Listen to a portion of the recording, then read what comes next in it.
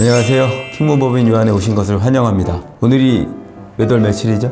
5월 1일 5월 1일 근로자의 날입니다. 사실 저희는 근로자가 아니기 때문에 이렇게 나와 있는데 직원분들 쉬고 있고요. 근데 근로자들을 맥빠지게 하는 소식이 있다고 해서 저희가 그 부분 좀 말씀을 드리려고 합니다. 사실 보통 월급을 받으시는 분들 그 유리지갑이라고 하잖아요. 그러니까 월급 외에는 기타 부수입이 없기 때문에 그래서 이제 재테크에 더 신경을 쓰고 예를 들면 부동산, 주식 이런 것들 재테크를 신경을 쓰는데 주식시장을 좀 교란하는 범죄들이 보고가 되고 있는 와중에 최근에 임창정 씨가 좀 관여된 거 아니냐 이런 뉴스가 나와서 이 부분 좀 얘기를 해볼까 합니다. 일단 아직까지는 좀 저희가 말씀을 확실히 드려야 될 게 어떤 수사기관이나 뭐 금융당국의 판단에 의해서 주가 조작이 있었다라고 확정된 건 아니에요. 근데 이제 문제는 그 해당 주식들의 이제 그 주식 차트를 보면은 그 주가 조작이 있지 않고서는 발생할 수 없을 정도의 가격 변동이 일어났기 때문에 굉장히 이제 의심스러운 눈초리를 보내고 있는 거죠. 일반적으로 봤을 때 이런 경우는 주식 조작 세력들이 이제 관여될 수밖에 없다 이렇게 판단을 하고 있습니다. 주가 조작이라고 하면은 이제 이 주식을 제가 100원에 팔아요. 유변이 다시 저한테 200원에 팝니다. 제가 400원에 팔고 이렇게 되면은 저희 둘이 일정 정도의 자금만 갖춰도 이 주식 가격을 굉장히 높이 올릴 수가 있어요. 굉장히 높이 올린 상태에서 어느 순간에 사람들이 보면은 와, 이 가격이 800원이 됐네? 900원만 되면 내가 사야지라고 준비하고 있는데 이 사람들이 갑자기 그 사람한테 900원에 던지고 이 사람들은 다 빠져나가는 거야. 900원에 주식을 산 사람은 다음에는 내가 최소한 900원에 팔던가 더 높게 팔려고 해서 매수자를 찾는데 매수자가 안 나타나죠. 그렇게 되면 이때는 패닉이 발생해서 갑자기 그러면 700원에 살 사람, 600원에 살 사람, 500원에 살 사람 구하다 보면 이 가격들이 굉장히 폭락을 하게 되는 이런 구조거든요. 근데 이제 제가 굉장히 이걸 단순화해서 설명드리긴 했지만 유사한 그 주식 차트의 흐름이 최근 주식 시장에 나타나서 굉장히 큰 파문을 빚고 있는 그런 상태입니다. 시세 조정 행위, 주가 조작 이렇게 뉴스에서 많이 나오는데 정확한 좀 법률 명칭이나 그 부분을 좀 말씀드리면 이게 자본시장법상의 그 시세 조정 행위를 금지하는 법률 규정이 있습니다.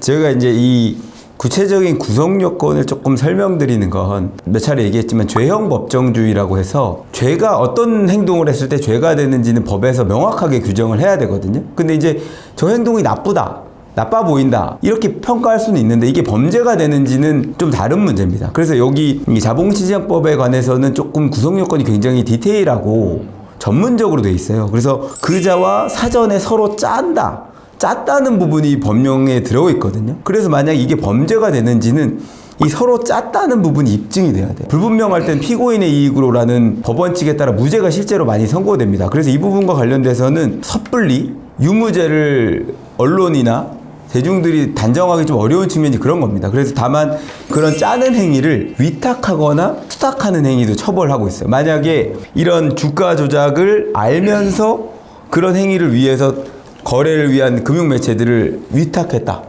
그러면 이것 역시도 범죄가 될 수는 있다고 규정하고 있는 겁니다. 그래서 그 임창정 씨가 피해자냐 아니면 공범으로 볼 것이냐 이 부분에 대해서 되게 조금 대중들이 궁금해하고 있는데 지금 임창정 씨 얘기가 왜 나오고 있냐면 주식거래소에 올라와 있는 주식들은 불특정 다수의 매도자들이 많기 때문에 100원에는 저만 파는 게 아니에요. 다른 사람들도 100원에 팔기 때문에 이거를 내가 통정매매를 해서 나중에 100원에 던졌다가 다시 200원에 받고 이런 걸 하려고 그러면 유사한 시점에서 파는 그런 호가들을 다 받으면서 가야 되는 거예요.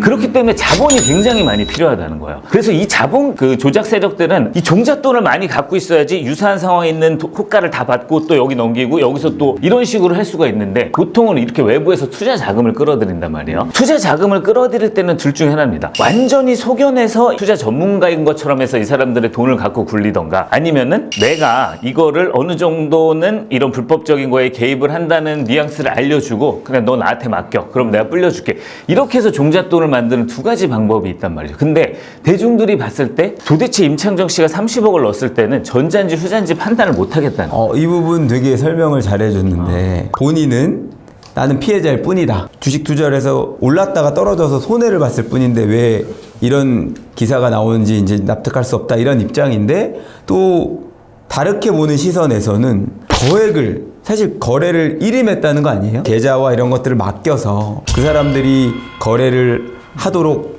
맡겨놨다는 거. 그리고 이제 그 뒤에 여러 가지 증거들이 조금씩 나오고 있잖아요. 맞아요. 무슨 조조 파티. 조조 파티.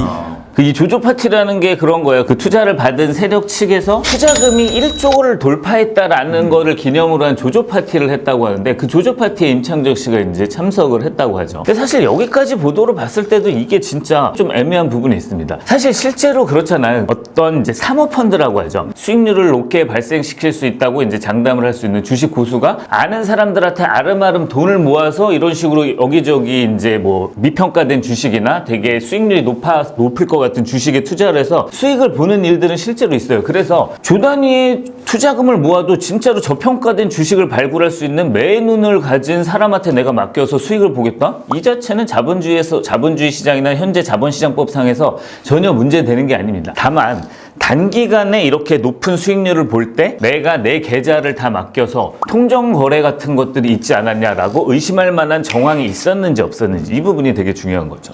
지금까지 나온 정황을 이제 저희가 얘기해보면서 얘기하는데 임창정 씨가 여기에 대해서 좀 처벌받을 가능성이 있을 것 같아요? 어떨 것 같아요? 저희 이 영상을 보시는 분은 그게 궁금하실 거죠. 제일 핵심은 이거겠죠. 그러니까 임창정 씨가 시세 조정 행위를 얼마만큼 인지했느냐, 이거를 정확히 알고 했느냐, 아니면은 그런 사실을 모르고 투자했느냐. 사실은 이게 제일 핵심이라고 봐요. 근데 여태까지 나오는 뭐 인터뷰라든지, 그 다음에 이런 뭐 뉴스 기사들을 봤을 때는 작전 세력들이 투자자들한테 그런 뭐 우리들은 뭐 시세 조정 행위를 통해서 수익을 낸다 이런 얘기까지는 안 했던 것 같아요. 근데 이제 임창정 씨가 VIP 파티에 참석을 해서 했던 언행들 이런 걸 보면 이걸 좀 어느 정도는 내부 정보에 조금 가까웠던 거 아닌가? 이런 의심이 드는 것도 좀 사실인 것 같아요.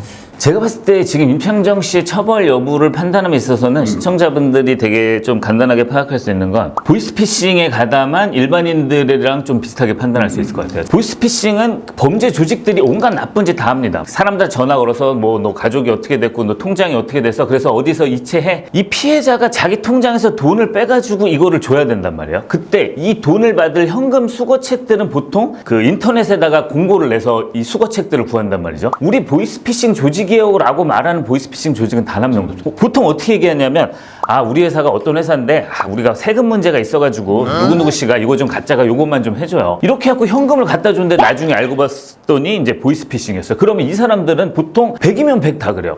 저 보이스피싱인지 몰랐다. 몰랐죠. 사실은 보이스피싱 말 절대 안 해요. 근데 재판부나 사법기관에서 보는 건 오케이 보이스피싱이라고 너한테 얘기하진 않았는데 근데 정황상 이 정도로 움직였다 그러면 이거는 불법인 낌새는 챘어야 되는 거 아니야? 라는 식으로 추궁을 하고 실제 재판부에서도 유무죄가 이 선에서 갈리는 거예요. 그래서 지금 임창정 씨도 딱 저는 이 지점인 것 같아요. 단기간에 비이상적으로 이 정도의 수익이 난다? 이런 얘기를 듣고도 들어갔다고 하면은 임창정 씨 사회 경험으로 이 정도 얘기를 듣고 여기 돈을 넣는다는 건 뭔가 정상적이지 않은 게 있다고 충분히 생각했어야 되는 거 아닙니까? 라는 추궁이 들어갈 거고 여기에서 유죄인가 무죄인가 판단이 걸리게 될 거거든요. 그래서 이제 그 변호사님들 다 하는 얘기가 미필적 고의가 있으면 처벌될 거다 이렇게 얘기하는데 지금 안 변호사님이 얘기한 이게 이제 미필적 고의를 판단하는 기준들입니다. 근데 이거 뭔가 좀 이상한데. 그래서 이거 주가 조작 혹은 뭐 시세 조정 행위가 의심되는데 라는 생각을 하면서도 설사 그렇다고 해도 그냥 내가 안고 가지 뭐. 이런 마음을 먹었다고 하면 이게 바로 그냥 미필적 고의인 거죠. 그리고 이제 이 미필적 고의를 따질 때는 한 가지 더 고려해야 될 여지가 있는 게 임창정 씨의 판단 능력이나 수준이 어느 정도 됐는지도 되게 중요해요. 왜냐하면 강원도 깡촌에 가서 되게 돈 많은 할아버지, 농사 짓는 할아버지를 꼬시는 과정이랑 임창정 씨처럼 이렇게 사회활동을 하면서 사업체도 운영하는 사람을 꼬시는 과정이랑 이 두 사람의 미필적 고의 판단은 달라질 수밖에 없습니다. 보이스피싱 관련해서도 평생 직업을 안 갖고 있는 가정주부에 대한 판단이랑 평생 경제활동을 열심히 하고 있는 젊은이들에 대한 미필적 고의 판단은 진짜 다르거든요. 이런 부분도 아마 이번 수사를 통해서 많이 체크가 될 겁니다. 그 임창정 씨가 2010년에 언론과의 인터뷰에서 주식 투자를 했다가 내가 재미를 못 봤어요 이런 얘기를 했대요. 그러니까 13년 전부터 이미 주식 투자 경력이 있으셨고 사실 그렇게 잘 아시는 분이 그러면 진짜 이거는 위험할 수 있어요. 진짜 임창정 씨 입장에서 봤을 때 미필적 고의를 판단하는 수준이 엄격해질 만한 그런 증거들이 될 수 있는 거예요. 뉴스에 나온 바로는 그 배우자의 계좌도 같이 이렇게 했다는 거 아니겠어요? 근데 우리가 뭔가 누구한테 돈을 빌려줄 때나 투자를 할 때 사실은 돈도 돈이지만 배우자 설득하는 게 어려워요. 아 이거 해도 돼? 그러면 아예 안 돼. 손해 나는 거 아니야? 이렇게 그런단 말이에요. 근데 배우자까지 같이 했다는 건 투자의 안정성 내지는 수익성에 대해서 어느 정도는 확신을 가졌던 게 아닌가? 이런 생각이 좀 드는 사정도 있는 것 같습니다. 근데 이제 저는 이런 것도 있는 것 같아요. 그러니까 연예인들은 생각보다 자기 손발로 하는 게 별로 없다는 거야. 연예인들은 굉장히 간단한 것도 매니저들을 시켜버릇했기 때문에 뭔가 자기 통장을 주거나 인감을 주는 거에 있어서 꺼리낌이 없다는 거예요. 실제로 근데 그렇기도 하더라고요. 그래서 그냥 보통 일반적인 기업가라면은 뭐 와이프 통장까지 절대 주지 않았겠지만 연예인이라고 하면 저는 가능했을 수도 있다는 생각이 들어서 이게 진짜 중립기여를 넣고 좀 기다려봐야 될 필요도 있긴 합니다. 연예인들은 생각보다 정말 너무 간단한 것도 매니저한테 전부 맡겨가지고 처리를 하시더라고요. 10년 넘게 이제 주식에 관련해서 투자를 해보셨으니까 그 투자의 관행, 투자를 어떤 식으로 해오셨는지 그런 부분이 아마 영향을 미치지 않을까 싶습니다.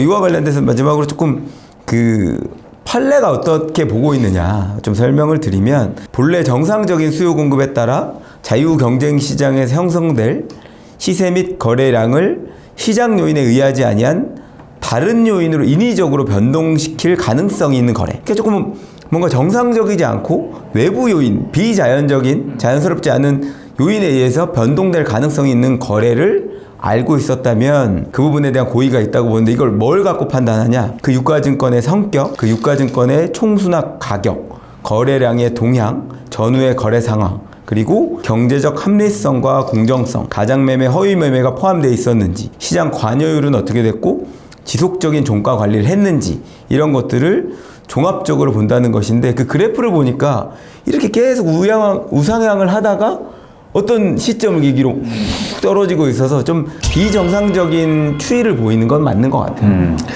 맞아요. 지금은 그래서 하여튼간 그 주가 조작이 있었느냐, 그리고 여기에 하나 더 이제 임창정 씨를 위시한 투자자들이 여기에 대해서 미필적으로나마 인식을 했느냐, 이 두 가지 쟁점이 있는 건데 이 부분은 수사기관에 의해서 조금 명명백백히 금융당국에 의해서 밝혀져야 될 것 같습니다. 자본시장을 이제 혼란케 하는 이런 행위들은 근절되는 게 맞는데 사실 아직까지 뭐 충분한 정황이 드러나지 않은 상황에서 제가 단정적으로 예단할 수는 없다고 생각합니다. 그리고 실제로 이 사건 특성상 수사가 굉장히 오래 걸릴 거거든요. 시청자분들도 관심을 갖고 계속 지켜보시면 좋겠습니다. 오늘 여기까지 할까요? 네. 근로자의 날인데 근로자분들 고생 많으십니다. 힘내시고요. 저희도 다음 시간에 돌아오겠습니다.